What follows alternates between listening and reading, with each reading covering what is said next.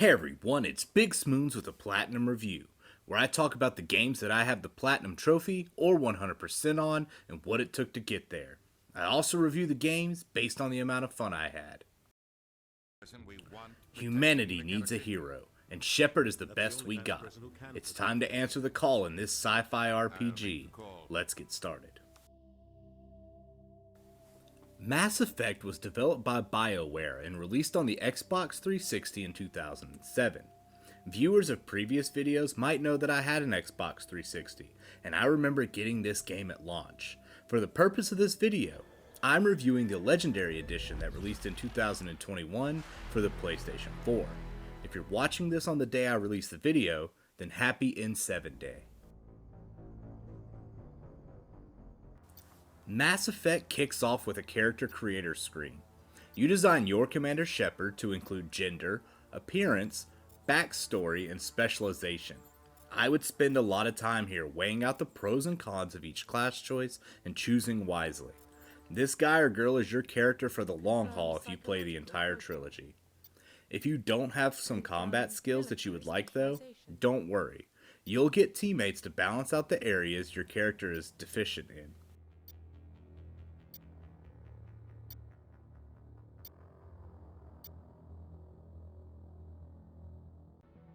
The story is where this game shines. At the start, there's a beacon uncovered on a planet called Eden Prime. Shepard gets the call and hops on the Normandy. The game immediately begins introducing characters, and the world building is fantastic. You learn pretty early on that there's a distrust between humans and the other species, particularly the Turians. There is one dropping to Eden Prime with you, and he's a Spectre, the special agents of the galaxy that falls under the authority of the Citadel.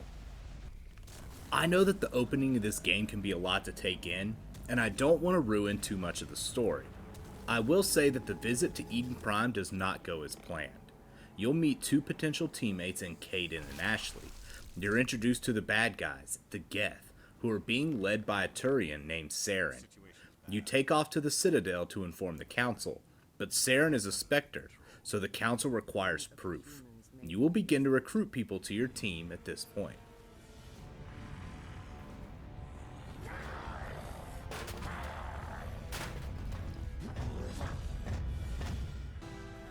When I first played the game, this is when I met my permanent crew, Garrus, a Turian, and Rex, a Krogan. I use these two in every scenario going forward. Garrus is a highly intelligent Citadel security officer.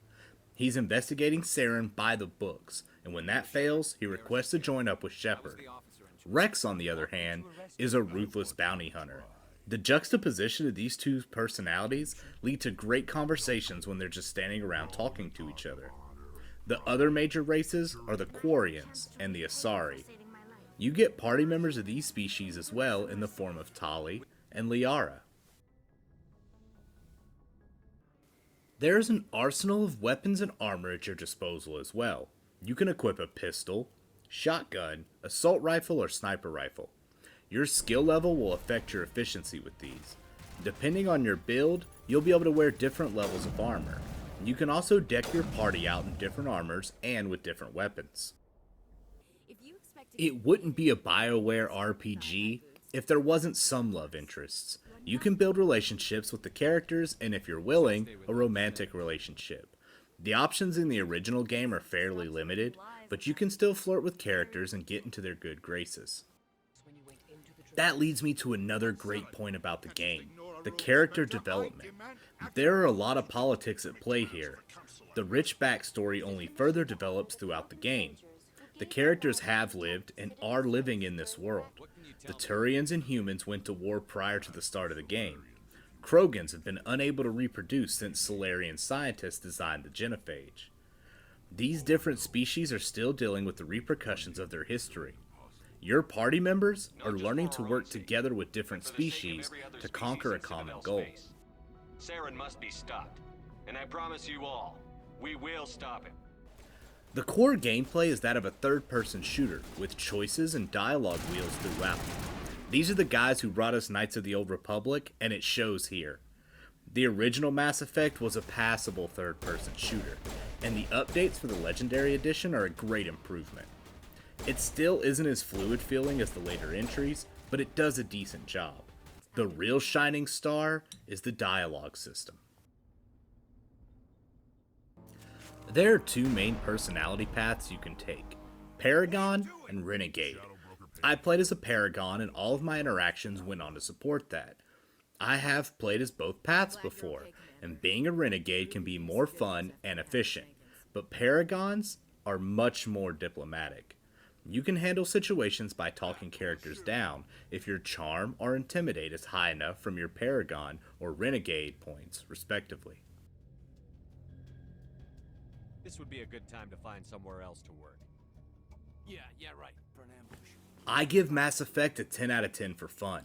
This game is an absolute treat, especially for science fiction lovers. The story is phenomenal. The world feels real and teeming with life. The characters have real emotions and responses based on the lives that they have lived. The gunplay sections are short enough, and the burdensome Mako parts are mostly short-lived or completely optional. There are so many side stories and character interactions that further flesh out the world and the people living in it. It is easy to get lost in the world of Mass Effect, and it's a series that I will continue to play periodically throughout my life. Let's talk trophies. There are 35 trophies to grab here with the Platinum. However, there is a trilogy spanning list as well. There are 11 trophies there, and they are not required for any of the Platinums in the trilogy.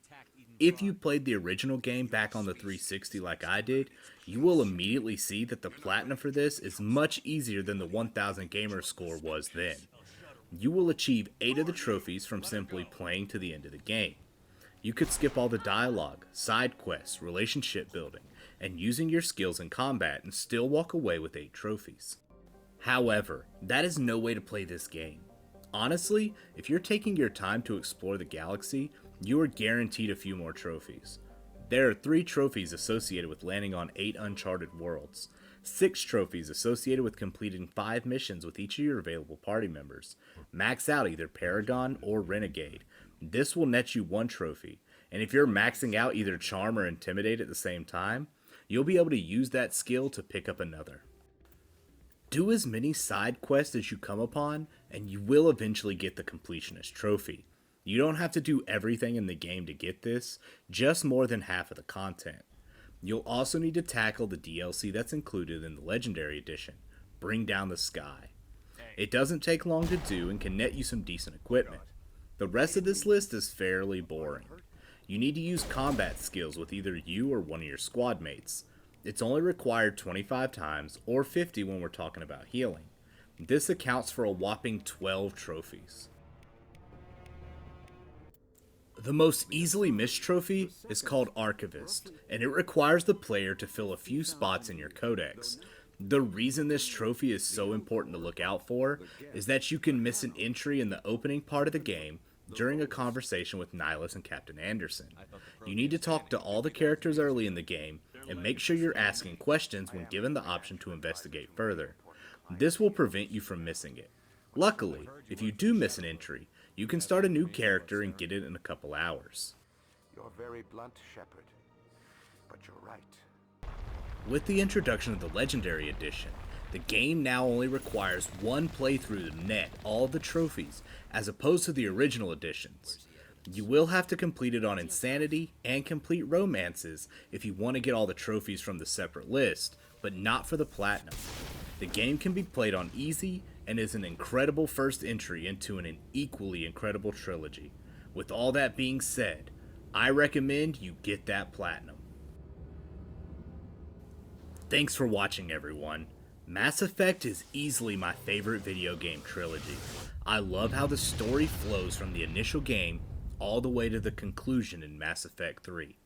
If you're not subscribed, now seems like a good a time as any, and liking the video will help me reach a wider audience. Always remember to be good to yourself.